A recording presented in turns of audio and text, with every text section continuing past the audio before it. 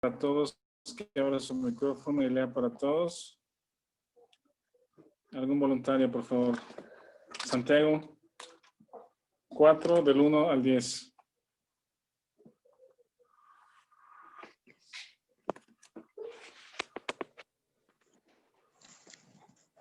Yo. ¿De dónde Adelante, por vienen favor. las guerras? Sí, ¿de dónde vienen las guerras y los pleitos entre vosotros? ¿No es de vuestras pasiones las cuales combaten en vuestros miembros? Codiciáis y no tenéis, matáis y ardéis de envidia y no podéis alcanzar, combatís y lucháis, pero no tenéis lo que deseáis porque no pedís. Pedís y no recibís, porque pedís mal para gastar en vuestros deleites. Oh almas adúlteras, ¿no sabéis que la amistad del mundo es enemistad contra Dios? Cualquiera pues que quiera ser amigo del mundo se considera enemigo de Dios. ¿O pensáis que la Escritura dice en vano? El Espíritu que Él ha hecho morar en nosotros nos anhela celosamente, pero Él da mayor gracia. Por eso dice, Dios resiste a los soberbios y da gracia a los humildes. Someteos pues a Dios, resistid al diablo y huirá de vosotros. Acercaos a Dios y Él se acercará a vosotros. Pecadores, limpiad las manos y vosotros los de doble ánimo, purificad vuestros corazones, afligíos y lamentad y llorad, vuestra risa se convertirá en lloro y vuestro gozo en tristeza. Humillaos delante del Señor y Él os exaltará. Muchas gracias, Trinita. De nada. Miren, eso es solamente el contexto de dónde viene hablando, que viene diciendo Santiago, ¿verdad? Del capítulo 2. Menciona acerca de la fe en el glorioso Señor Jesucristo, en nuestro glorioso Señor Jesucristo, así comienza el 2:1. Y sobre ese argumento de la fe en nuestro glorioso Señor Jesucristo, es que construye su argumento de que esa fe tiene que mostrarse en obras, tiene que mostrarse en la conducta, en lo que hacemos. De otra manera, lo que podemos decir que creemos resulta falso o sin fruto o vacío. Entonces, la fe en nuestro Señor Jesucristo produce obras que glorifican a Dios y son obras del Espíritu Santo, producidas por el Espíritu Santo en el creyente. Pero también el capítulo 3, entonces, menciona que la indomable, ¿se acuerdan quién era la indomable? Que es la lengua. Ningún hombre puede controlarla, pero el Espíritu Santo sí puede controlarla. El Espíritu Santo también, como fruto de la fe en nuestro glorioso Señor Jesucristo, Él puede domar o controlar o hacer que nuestra lengua, este miembro que tenemos entre nosotros, pueda ser usado por el Espíritu Santo para hablar lo correcto o para callar en su momento. Y luego los siguientes versículos del capítulo 3 hablábamos de sabiduría de lo alto, que también tiene un contraste o es contrastante contra la sabiduría terrenal. Y esa sabiduría o lo que podemos llamar como la sabiduría dada por Dios, conocer qué es lo que Dios es, qué es lo que Dios ha hecho, cómo es que Dios ve las cosas, entonces también se manifiesta en buena conducta, dice el 3:13. Entonces termina el 3:18 del párrafo anterior diciendo, y el fruto de justicia se siembra en paz para aquellos que hacen la paz, mostrando justamente que hay muchas cosas que son, hay muchas cosas que no, el hombre no puede hacer justicia, no puede, como decía Héctor, dar a cada quien lo que merece correctamente. Ya, pues el mundo tiene una serie de injusticias, pues. Entonces el camino para sembrar, o más bien el camino para cosechar en nuestras vidas o alrededor nuestro, el camino para alcanzar justicia es la paz, los que siembran la paz. Y luego viene el capítulo 4.1, donde curiosamente se va de la paz, de sembrar paz, a hablar de guerra, ¿verdad? El 4.1, entonces está continuando con el mismo argumento, pues, con la misma, no hay separación, pues aquí les decía que tenemos otro capítulo y tenemos otro título, pero Santiago está hablando de los mismos temas. Entonces, en el versículo 18, 3:18, habla de paz, hacer la paz, y en el 4.1 habla acerca de la guerra, de guerras. Esta palabra guerras, el original griego, la etimología griega es polemos, que de ahí tenemos la palabra nuestra en español, polémica, ¿verdad? Se habla de polémica, de dónde viene polémicas o de dónde vienen las personas. Dice guerras y pleitos entre las personas, entre ustedes. Y lo vamos a ir, espero que lo podamos ir descubriendo, pues, pero comienza primero con lo externo, pues, ¿verdad? Con las guerras externas. Dice, las guerras entre las personas, entre vosotros, vienen de una pasión interior. Dice, nuestras pasiones combaten en nuestros miembros. Las guerras externas entre los individuos y los países o los pueblos, o ahora les llaman, estaba escuchando un nuevo término, hay tribus, ideologías, pensamientos. Entonces hay enfrentamientos y polémicas entre diferentes pensamientos. Eso externo viene de lo interior del hombre, ¿sí? El hombre o el mundo no va a tener nunca paz entre los países, las comunidades, las familias. No va a haber paz exterior si no hay paz interior primero. Entonces, esta palabra pasiones del 4.1 es la misma palabra concupiscencia del versículo 1.14. En el 1.14 de aquí de Santiago, dice que cuando somos tentados cuando de vuestra propia concupiscencia es atraído y seducido. Ese Santiago le llama concupiscencia o pasiones interiores o internas, deseos. Creo que es lo mismo que Pablo le llama el mal que mora en mí, o también en Romanos el término carne, de nuestra carne, ¿verdad? Aquel elemento que mora en nosotros, que es contrario y opuesto a Dios, y que de ahí se genera el pecado que está, ¿cómo se llama? Controlando eventualmente a nuestros miembros, cuerpos. Entonces, las guerras exteriores o externas son por causa de la guerra interna del ser humano. Dice que batallan nuestros miembros. Ahí está hablando acerca del cuerpo físico.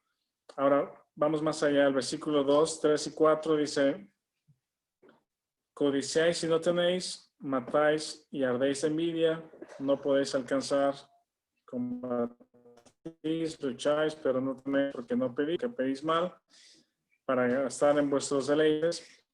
El 4 dice, oh almas adúlteras, ¿no sabéis que la amistad del mundo es enemistad contra Dios? Cualquiera pues que quiere ser amigo del mundo se constituye enemigo de Dios. Yo creo que sí le está escribiendo no solamente a los judíos, que son la nación, pues la nación de los judíos, que son sus connacionales o la gente, ¿cómo se llama? Del mismo origen, pues. Pero también le está escribiendo a creyentes, ¿verdad? Le está escribiendo a creyentes. Decíamos que no necesariamente a una iglesia local, como Pablo dice, a la iglesia en Cristo que está en tal lugar, pero están en la dispersión, están en la diáspora, diferentes creyentes en diferentes ciudades, y a ellos les escribe esto. Entonces, es muy interesante que a los creyentes les dice que hay una batalla interna, ¿verdad? Provocada por nuestra concupiscencia, que domina nuestro cuerpo. Y luego se muestra, digo, en tres aspectos. Uno es codiciando. Codiciando, esa palabra codicia significa poner tu corazón en. Entonces, cuando vemos quizá afuera a los vecinos o a otras personas que tienen algo, que son algo que nosotros no tenemos, ¿verdad? Provoca en nosotros algo de eso, pues, porque esa es la naturaleza humana, esta naturaleza que es, ¿cómo se llama? Es la concupiscencia, es el mal que mora en mí y produce esta codicia. Esta codicia es poner nuestro corazón en aquello para desearlo también. Y también habla de celos y habla de si lo tuviéramos o si tuviéramos lo que deseamos es para gastar en nuestro deleite. Es decir, todo está centrado en la carne dominando al alma. Y por eso después no solamente habla del cuerpo, de los miembros, pero habla del alma. Esta alma o al alma les llama alma adúltera. El original también literalmente es adúlteros y habla acerca de hombres, mujeres, adúlteros y adúlteras. Dice, no sabes que la amistad del mundo es enemistad contra Dios. Esa es el alma.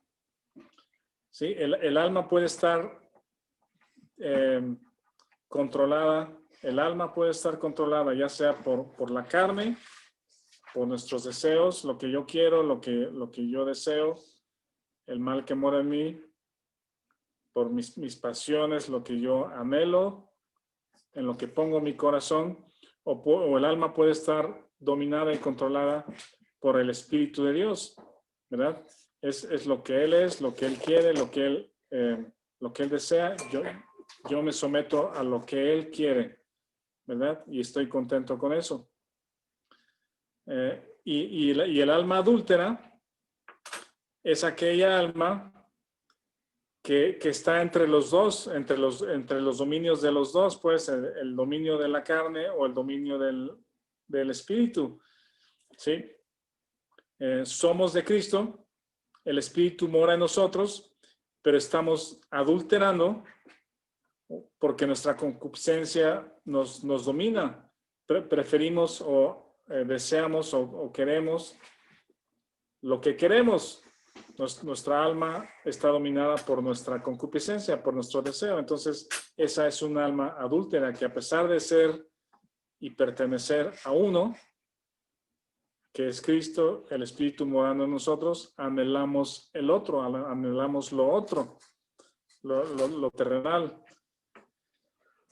Y entonces, evidentemente, le está hablando a creyentes, ¿verdad?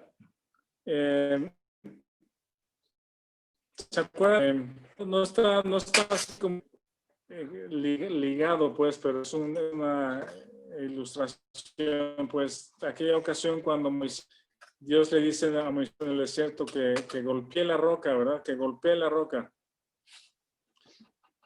Y cuando el pueblo tiene sed, Dios le dice, golpea la roca.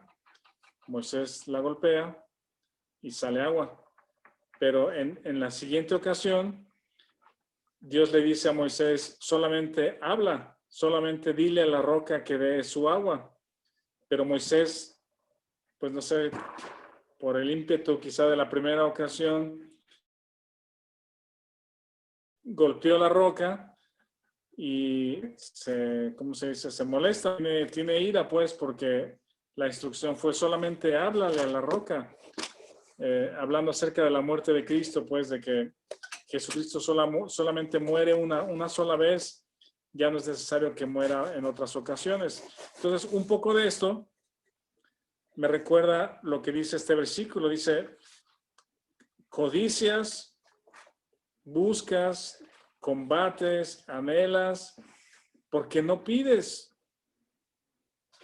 Tan sencillo es esta instrucción, porque la obra de Cristo y nuestra confianza en Dios está fundamentada, o sea, nuestra confianza está fundamentada en Él, nuestra dependencia es en Él, y tenemos tal relación con Dios que lo único que hemos de hacer es pedir en oración.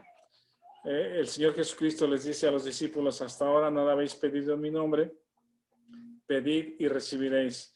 Y esa instrucción se repite varias veces, es pide, recibe, no tienes porque...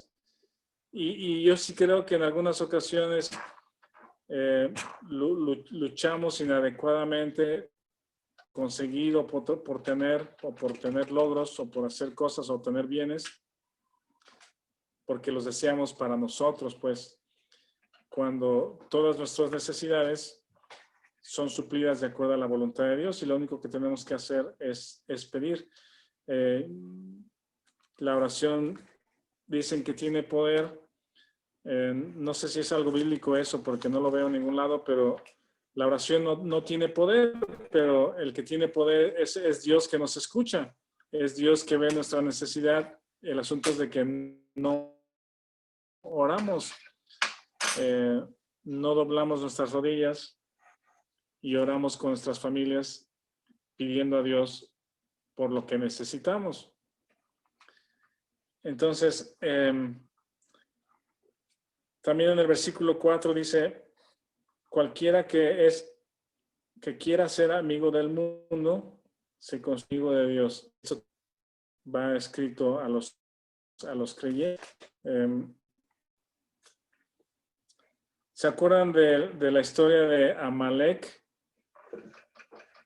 Amalek. ¿Se acuerdan de la historia de Job?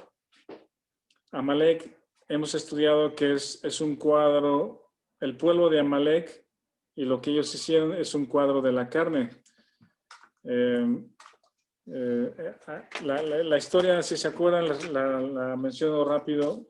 Cuando el pueblo de Israel iba saliendo de Egipto hacia la tierra prometida, el pueblo de Amalek llegó por la retaguardia y atacó a Israel y dañó a los enfermos, a los que iban cansados, a los que iban rezagados. Y Dios dice, dice el texto que Amalek buscó el trono de Dios, buscó el trono de Dios y Dios tiene guerra permanente con Amalek. Y luego a Amalek lo vemos también en la vida de Saúl. Saúl perdonó a Amalek cuando Dios le había dicho que lo destruyera. Y luego una amalecita fue el que eventualmente mató a Saúl. Entonces, si recuerdan ese estudio de Amalek representa a la carne. Hay guerra permanente contra Amalek. De la misma manera que Dios tiene guerra permanente contra la carne. Dios no perdona a la carne, Dios no lo perdona, ¿sí? Sino Dios tiene guerra permanente contra la carne. Entonces, cuando Job, que esa es la otra historia, vamos a ver 3 versículos de Job. Alguien que lea Job 10:2. Job 10:2. Alguien más que lea Job 13:24. Y alguien más, Job 16:12. ¿Quién quiere comenzar abriendo su micrófono para leer Job 10:2, por favor?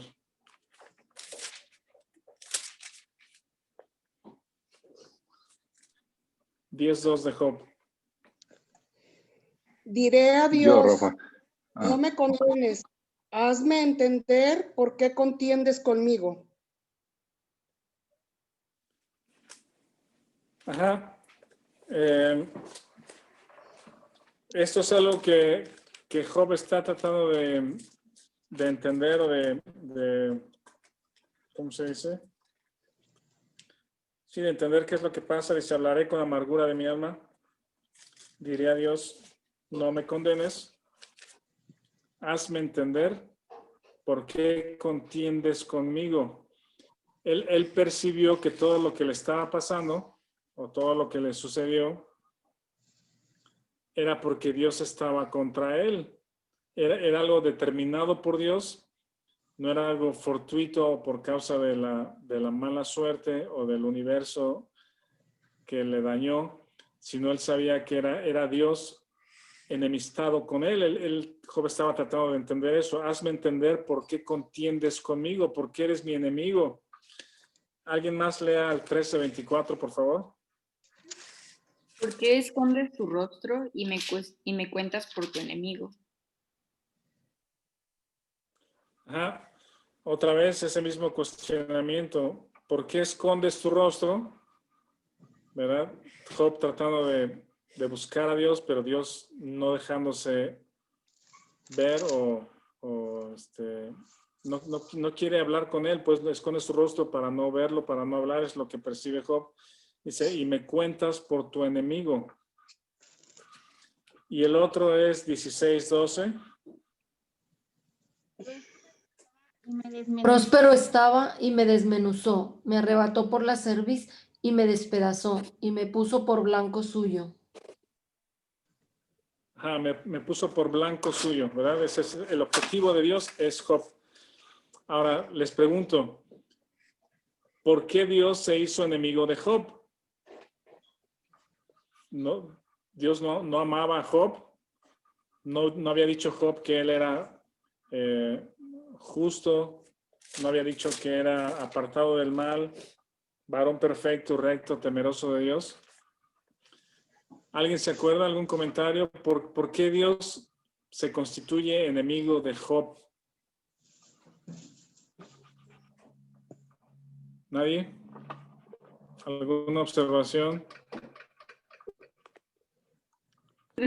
No será, bueno, o sea, yo pensaría que Dios no puede hacerse enemigo de Job, pero sino que Job es la perspectiva que Job tiene, pues, porque él como es justo en su propia opinión, Ajá. Pues dice, yo no puedo estar mal, pues, o sea, Dios es el que está contra mí, pues. O si es justo en su caridad. Eso pensaría, pero... Ajá. Yo, de acuerdo con lo Ok. que dice ¿Alguien Víctor, más? ¿Algún otro pensamiento? es que, de acuerdo con lo que dice Víctor, totalmente, Rafa, pero también tiene que ver con y repitiendo lo que dice Víctor, ¿no? O sea, que Job era justo, o bueno, o se creía justo en sus propios medios, en sus propias fuerzas.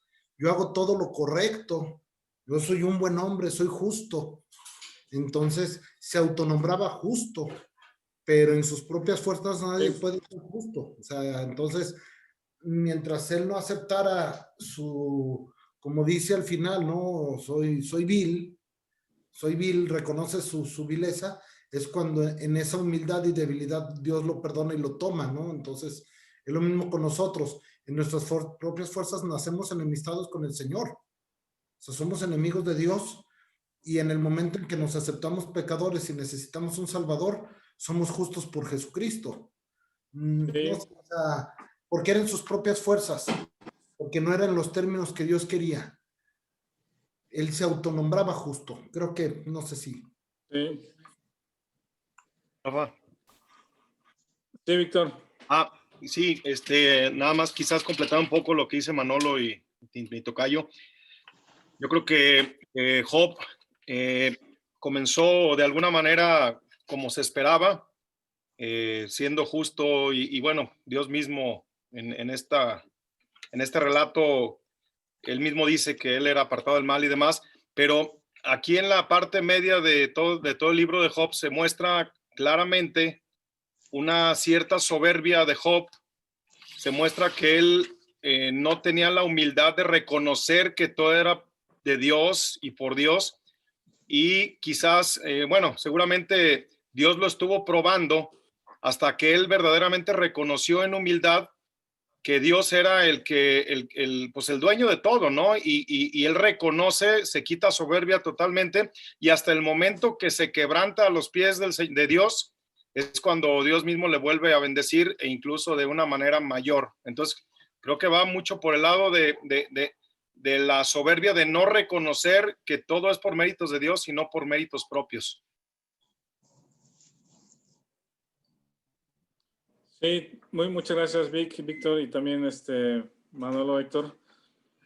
Sí, acuérdense que el tema de la carta de Job es descubrir la carne de Job. En todos esos diálogos se descubre la carne de Job, en la cual él se sentía justo, porque él decía, yo soy bueno, si Dios me escucha va a ver que salgo como oro. Toda la gente me admira, yo veo por los pobres, tengo un pacto con mis ojos para no ver a las muchachas, a las jóvenes. Él se considera justo. Entonces el libro de Job habla de cómo Dios descubre su carne, y creo yo que contra esa carne, o el mal que mora en mí, o la concupiscencia de cada persona, es contra la que Dios es enemigo y tiene una enemistad permanente. Dios tiene enemistad permanente contra carne. Entonces, cuando el creyente dice, oh almas adúlteras, y le está hablando a creyentes, porque en el versículo está hablando del Espíritu que mora en nosotros. Entonces, evidentemente, está hablándole a creyentes. Creyente puede tener un alma adúltera, porque perteneciendo a alguien que es al Señor Jesucristo y morando al Espíritu, anhelamos a otro que controle nuestra alma, y ese es un adulterio espiritual, ¿verdad? Es anhelar a otro.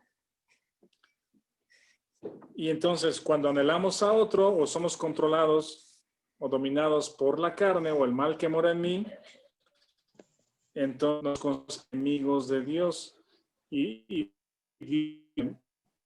puede hacer muchas cosas para revelar esa carnalidad, pues, ¿sí? Dios no se queda sin hacer algo para revelarnos nuestra carnalidad y llevarnos a la dependencia de Él, a la cruz, a considerarnos muertos juntamente con Cristo. Bueno, vamos a continuar porque el tiempo se va, pero el versículo 5 dice, ¿o pensáis que la Escritura dice en vano, el Espíritu que Él ha hecho morar en vosotros nos anhela celosamente? Veo yo que ahí está el Espíritu que mora en nosotros, similar a Romanos 8, ¿verdad? Y las pasiones que combaten en nuestros miembros, ahí del 4.1, es Romanos 7. Sí, los que han estudiado Romanos recordarán esto. La lucha de que lo que quiero no lo puedo hacer, y lo que quiero hacer no lo puedo hacer. Así dije bien. Lo que quiero no puedo, y lo que no quiero eso hago. Miserable de mí. ¿Verdad? Esa es la lucha que combate en nuestros miembros, es Romanos 7. Y luego Romanos 8. Aquí en el versículo 4-5 es el Espíritu que ha hecho morar en nosotros, nos anhela celosamente. Algo curioso es que el Espíritu, dice, nos anhela celosamente. Esa palabra anhelar es la misma que está traducida codiciar en el 2.1. A ver si no los confundo. ¿Verdad? En el 4.2 de aquí de Santiago dice codiciáis y no tenéis. Mencionamos que codiciar es poner tu corazón en algo, y de hecho literalmente pudiera decir el Espíritu que ha hecho morar en nosotros nos codicia celosamente. Es la misma palabra en el 4.2 codiciar que en el 4.5, hablando del Espíritu Santo. Entonces entendemos, o podemos entender, que el asunto no es no hay mal en poner tu corazón, ¿verdad? No hay mal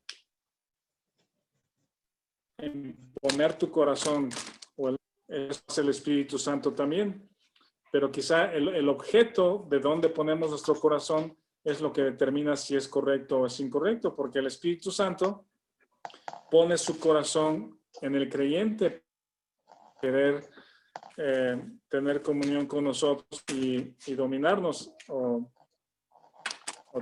manifestarse en nuestra alma. Entonces, vean las tres partes del ser humano que hemos leído o hemos conocido, que el ser humano está integrado por cuerpo, alma y espíritu, ¿verdad? Y cuando nacemos de nuevo, el Espíritu Santo le da vida a nuestro espíritu o al espíritu humano, por decir, nos da vida espiritual. Cuando no somos creyentes, solo el cuerpo está funcionando o solamente dominada por el alma y obvio por la carne, ¿sí? Entonces, aquí en estos textos, por decir, el hilo conductor de estos textos es el cuerpo, porque ahí batallan nuestros miembros, el alma, que puede ser adúltera, ¿verdad? Y el espíritu. Ahí están las tres partes del ser humano, cuerpo, alma y espíritu. Y me llama la atención entonces que el Espíritu Santo anhela al creyente para influenciar su alma, sus pensamientos, sentimientos y su voluntad para que controle el cuerpo. Es la manera que podemos dominar, por ejemplo, la lengua, que en los versículos anteriores es la indomable. Pero el Espíritu Santo, que nos anhela celosamente, sí puede controlar nuestra conducta a través de nuestra alma. Espero no estarles confundiendo. Y luego, para ir un poquito más adelante en el versículo 6, aquí tengo también una pregunta. Dice, pero Él da mayor gracia, por eso dice, Dios resiste a los soberbios y da gracia a los humildes. A ver, va una pregunta, ¿cómo se dice? Capciosa, una pregunta para ustedes. ¿Qué piensan? Si la gracia es un regalo, ¿verdad? No hay condición para recibir la gracia. Romanos dice, si la gracia es un pago, pues ya no es gracia porque se te está pagando por algo que hiciste. La gracia es dada a los humildes. Entonces, la humildad es una condición para recibir la gracia. ¿Qué piensan? Y entonces, si tengo que ser humilde, entonces la gracia ya no es gracia. Parece trabalenguas, ¿no? ¿Alguna pensamiento? ¿La humildad es condición para recibir la gracia? Rafa, ¿Algún pensamiento? ¿puedo? Sí. Sí. Yo creo que volvemos otra vez a ese juego. Sí, claro. ¿Sí, me escuchas? Adelante, Víctor. Gracias. Así rápido. Yo creo que estamos, eso es como lo que siempre, la dualidad de siempre, ¿no? De la condicionante para llegar a algo. Yo creo que no necesariamente sea una condición que seamos humildes para recibir la gracia. Más bien, la humildad es un resultado de nuestro corazón y de nuestros ojos que han volteado a ver a Cristo, y por ende nosotros tenemos humildad, y este es como ese eslabón que une una cosa con otra. Entonces, esa humildad es como resultado precisamente de nuestra confianza, de nuestra fe, de nuestra obediencia y demás, más bien de nuestra fe en Cristo. Hace que se vea el resultado de nosotros y de nuestro corazón enfocado en el Señor, y por ende entonces tenemos la gracia. Casi yo creo que va como muy de la mano una cosa con otra. No como no como una condición, sino como un resultado de.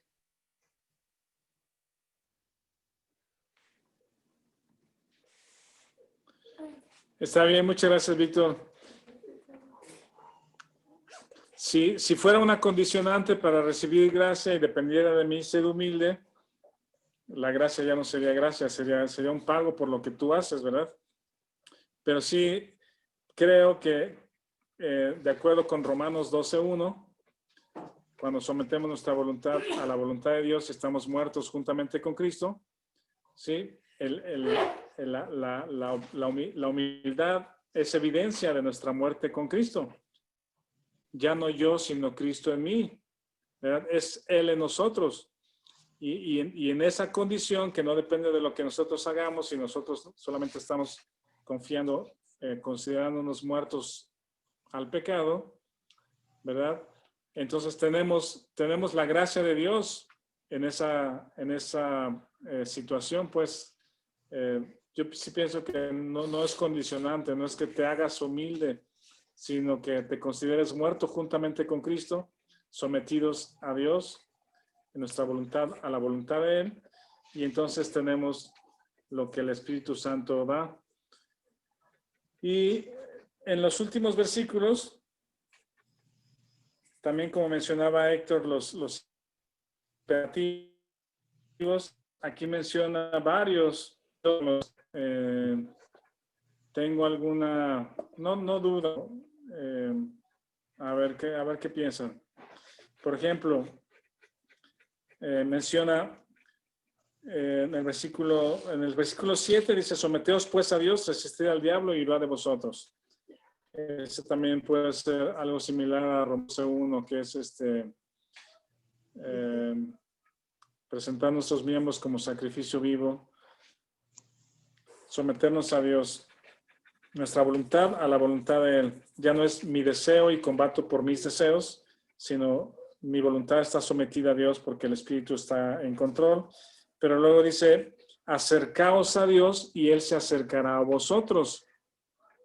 Esto me suena mucho a Santiago, pues, o sea, es muy evidente que es Santiago el que está escribiendo eso.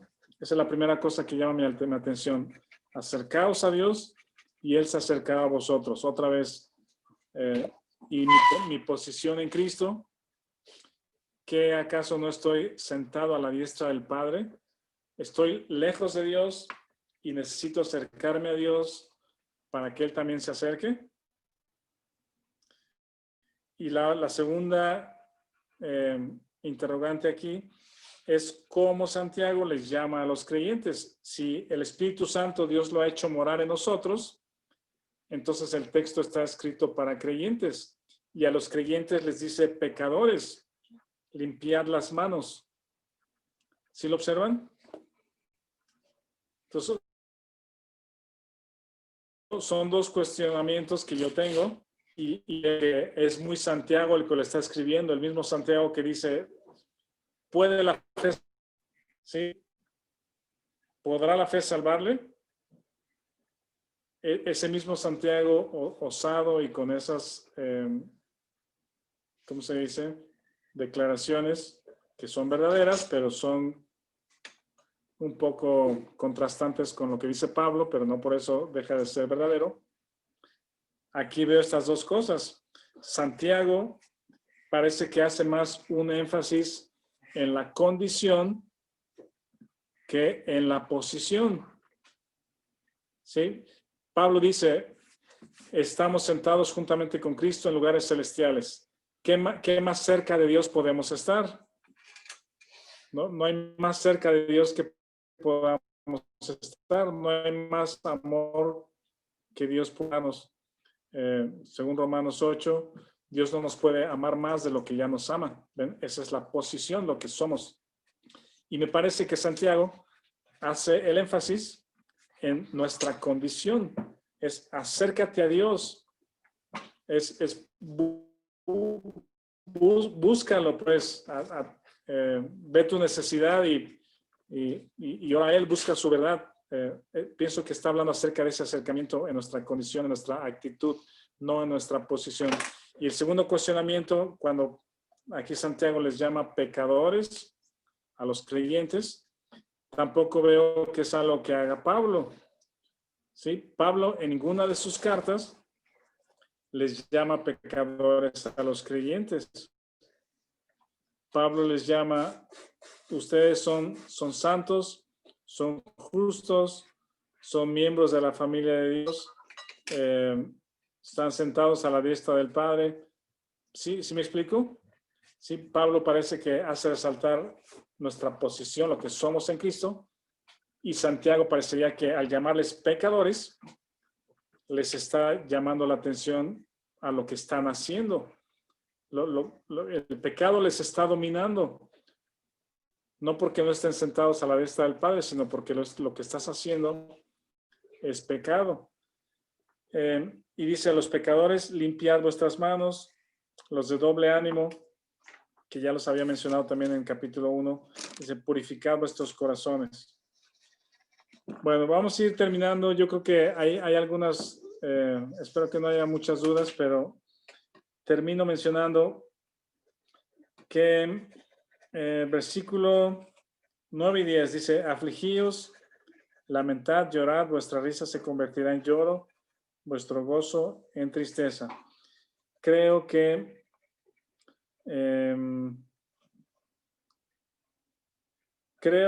en los momentos donde estamos más afligidos, ¿verdad? Esa aflicción nos mantiene necesitados, nos mantiene humildes, nos mantiene alertas de que necesitamos a Dios. Pero cuando estamos satisfechos y llenos y contentos, ¿verdad? Nos tendemos a olvidarnos de Dios. Entonces, aquí es un llamado a la aflicción, a llorar, al llanto, a la tristeza, porque creo que en esos tiempos de aflicción y de tristeza, crecemos más. En los momentos de necesidad, aprendemos más, reflexionamos más, nos mantienen sensibles, humildes y necesitados. Creo que por eso el mundo, en general, la cultura del mundo, los jóvenes buscan fiesta, buscan celebración, buscan entretenimiento, buscan estar contentos, todo lo que te mantenga contento. Si es feliz, si te hace feliz, hazlo. Esa es la filosofía del mundo. ¿Sí? Creo que en esa superficialidad de la felicidad o de la fiesta, ¿verdad? Atrás de eso hay un corazón triste y necesitado, pero no queremos verlo, no queremos enfrentarnos a esa necesidad. La carne no quiere humillarse, pero la carne solamente cede ante la cruz cuando nosotros nos consideramos muertos juntamente con Cristo. Y ahí hay humildad, el alma está controlada o dominada por el Espíritu Santo y entonces el corazón tiene paz. Bueno, aquí vamos a dejar. Gracias a todos. Terminamos el 4:10 y ya nos acercamos rumbo a la recta final de la carta. Muchas gracias, Joshua. Gracias por el mensaje. Y bueno, hermanos, pues muchas gracias a Dios por su palabra. Qué bueno que nos pudimos ver y reunir y compartir juntos el tomar acción con la cena del Señor. Y bueno, hermanos, pues quedamos despedidos de esta reunión del domingo. Si gustan abrir sus micrófonos y saludarse o decirse algo, son libres. Muchas Gracias. Muchas gracias, Rafa. Saludos a todos. Sí, saludos a todos. Muchas gracias, Rafa. Saludos. Gracias. Tengan buen día. Dios les bendiga. De nada, Juan José, saludos, un abrazo. Bye. Saludos a Monterrey también. Gracias, saludos. Gracias a todos. Gracias, Rafa. Gracias a todos. Saludos a todos, gracias. Y a todos.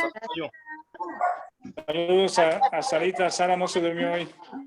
Muchas gracias. Saludos desde Monterrey. Saludos, Sara. Gracias, Leti.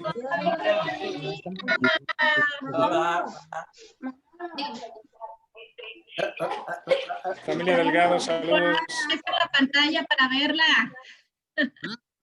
A ver a Sara. Sí, acércala. ¡Ay, qué linda! ¡Ay, qué hermoso! Saludos a la señora Bárbara Cisneros también, qué bueno que se conectó. Mucho gusto. Manolo. Manolo. Bienvenido a mi mundo, porque te lastimaste la mano, a mí no. Así no tanto.